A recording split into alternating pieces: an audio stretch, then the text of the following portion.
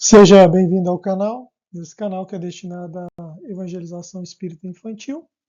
O tema de hoje é Mundo dos Espíritos, Vida Espiritual, é uma sugestão de aula com atividade prática para as crianças. Essa aula é sugerida para crianças de 5 a 13 anos e a duração estimada é cerca de 50 minutos. Cronograma da aula, a gente tem o primeiro momento, cerca de 5 minutos, onde a gente faz uma oração com todas as crianças para agradecer, pedir inspiração dos Espíritos, de Jesus, de Deus, e a gente sempre pergunta se alguma criança gostaria de fazer a oração. E no segundo momento, o evangelizador relembra com as crianças algumas questões. Todos já sabemos que a morte do corpo não é o fim, certo? Quando o corpo morre, o que acontece? Relembrar que nós permanecemos como espíritos. Mas depois de desencarnarmos, o padrão é nossa família e amigos não conseguir nos ver, pois o espírito é matéria quintessenciada, né? Lá na questão 82 do Livro dos Espíritos. Então, o que seria, né, essa matéria quintessenciada? É algo, né, alguma coisa que escapa inteiramente aos nossos sentidos. Bem, já que a desencarnação muda tanta coisa, tem algumas perguntas para as crianças. Posso voltar a morar na minha casa no mundo material? Se não posso voltar, onde viverei? Eu, espírito, ainda sinto fome, frio, sinto dores? Posso trabalhar, estudar, brincar depois de desencarnar? Então, depois de ouvir as crianças, né, pensarem, discutirem, comentarem, né, a gente relembra também que, graças à doutrina espírita e suas obras, já temos condições de entender um pouquinho, né, só um pouquinho, de como é o mundo espiritual.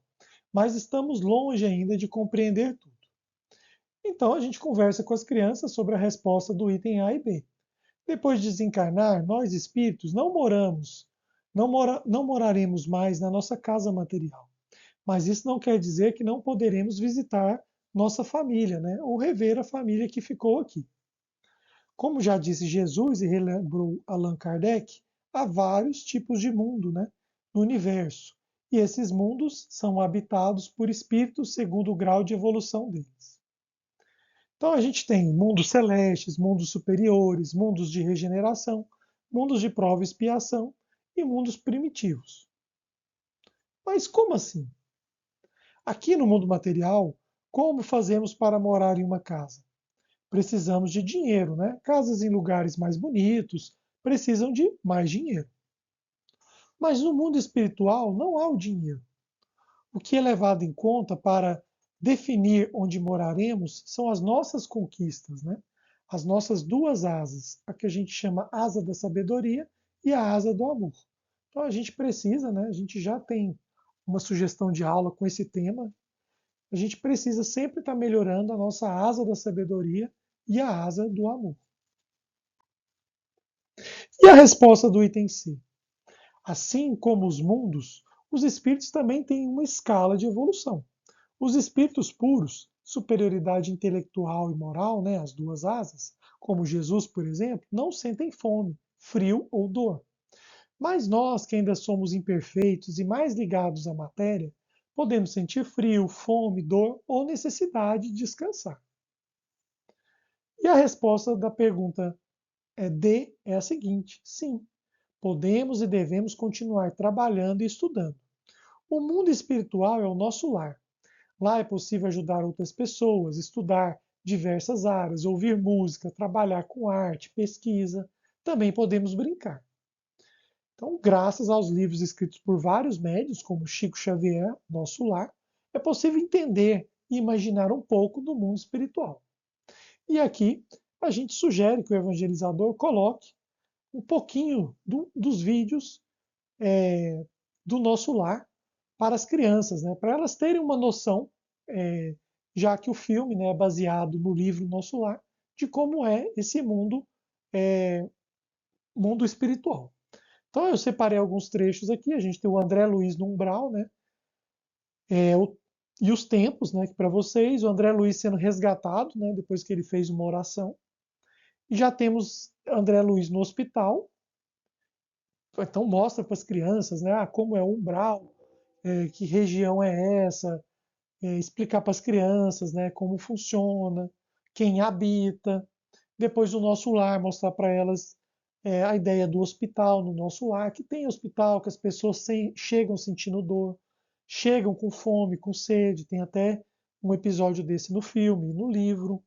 E depois tem essas passagens aqui onde o André Luiz conhece a cidade, né, o nosso lar, onde são mostrados para ele os prédios, a parte urbanizada, com árvores, né, jardins, lagos, né, mostrando que no mundo espiritual, como essa imagem que vocês estão vendo aí, tem sim construções, né, casas, moradias, só que dependendo do grau, né, do mundo espiritual, são coisas muito melhores do que encontramos aqui.